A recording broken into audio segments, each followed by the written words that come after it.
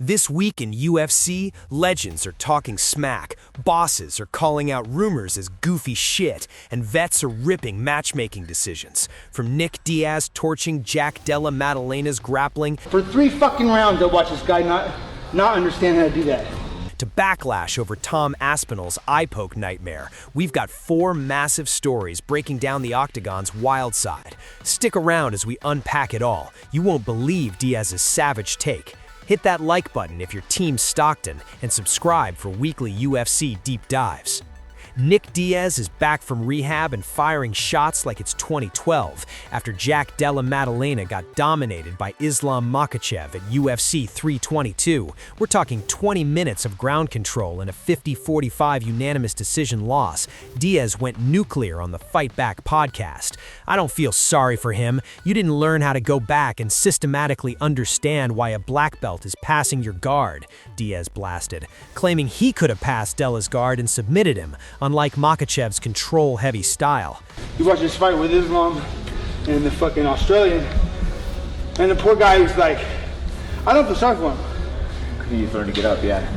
Yeah, I want to say like, damn, that poor South African guy. But I'm like, you didn't learn how to like, you know what I mean, go back and systematically understand why a black belt is passing your guard, or because you can't tell me I wouldn't pass the guard. Because if that was me, I'm not fucking Islam. I'll pass the guard and tap you out. Yeah. You know, Islam's not going to pass the guard and tap you out. He's going to stay there and keep control from there. But why are you being controlled from there? That's the question. But let's be real. Like this guy who had 0 losses, he did not fucking understand that. And I had to watch this round for 5 fucking rounds, title fight. Title fight against the 2 best fighters in the world. Okay, I had to watch for 5 fucking rounds, and this guy didn't execute like the leverage. Nope. Della admitted post-fight frustration, saying Makhachev's hip and shoulder control shut down his striking. Makhachev himself called out Della's limited escapes, prepping for the one reversal Della tried.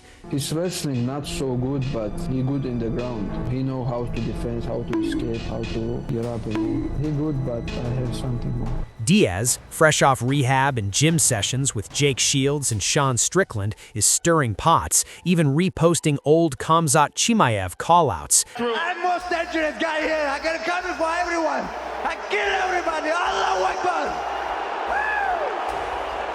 Classic Diaz, blunt, brutal, and unfiltered. Rumors exploded about Conor McGregor facing Jorge Masvidal at the UFC's historic White House event on June 14th, but Dana White ain't having it. After killing McGregor-Chandler talks, White told TMZ the McGregor-Masvidal buzz is straight goofy shit floating online. I don't listen to any of that. Almost everything you see on the internet about our sport is wrong, White dismissed, confirming no fights are booked yet, despite logistics underway. Masvidal fueled it by teasing something big for his return, but White says matchmaking starts post-UFC 324, aiming for a full card by early February.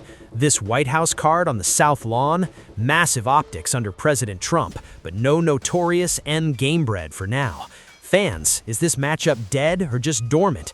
Drop your dream White House main event below.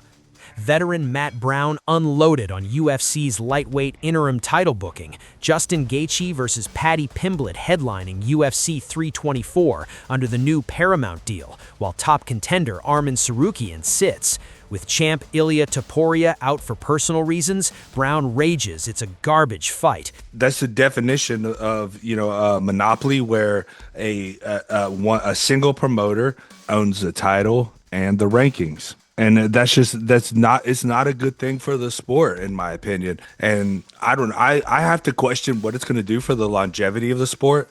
I don't think in the short term it's really going to make a big difference, right? Like, it's going to sell the next fight, right? It's going to sell the next pay-per-view. But trends tend to come and go, right? Fads tend to come and go. At some point, like, to have staying power and lasting power, I think it requires a meritocracy-based system. It's going to require, some, if you want to bring in guys like Arman Tsarukyan or Movsar Evloev, I always mess up how I say his name. You want to bring in these Olympic wrestling level guys. I mean, they don't want to have to go out there and put on some ridiculous show to become a champion. They don't want to have to go on Instagram and start a podcast and make whatever kind of skits on social media and this silly kind of stuff. Like, they just want to be a world champion because they want to be the best athlete. And that's what makes me wonder how the staying power is going to be, right? When you're dealing with guys that are, legitimate athletes that want to be legitimate athletes, and they're getting passed up by guys that are entertainers. Sarukian, the real number one, gets punished for injury despite his dominance. This should be a co-main. Sarukian would beat either, Brown said, questioning if UFC avoids tough matchups for Topuria. He bets everything Sarukian smokes Gaethje or Pimblett and could dethrone Topuria. Fair call? Rankings say Sarukian earned it. Is Dana prioritizing entertainment over merit? Heavyweight king Tom Aspinall's title defense versus Cyril Gane went south fast. Competitive start, then a brutal eye poke ends it, requiring surgery. Fans turned vicious, accusing Aspinall of quitting, but teammate Modestas Bukauskas calls it an absolutely horrible treatment. He's always stepped up. Short notice versus Pavlovich, waiting on Jones, Bukauskas defended, slamming doubters who've never felt a poke like that. Aspinall's vision was wrecked. Bukauskas sees it as fuel for a monster comeback. Aspinall's done everything right. Finishes, patience, yet one freak accident flips the narrative. There you have it. Diaz's rehab-fueled fire, White's rumor kill, Brown's matchmaking roast, and Aspinall's unfair hate. UFC 2026 is chaos already. Which story fired you up most? Comment below, smash like if you want more breakdowns, and sub for the real talk on pop culture fights. Peace.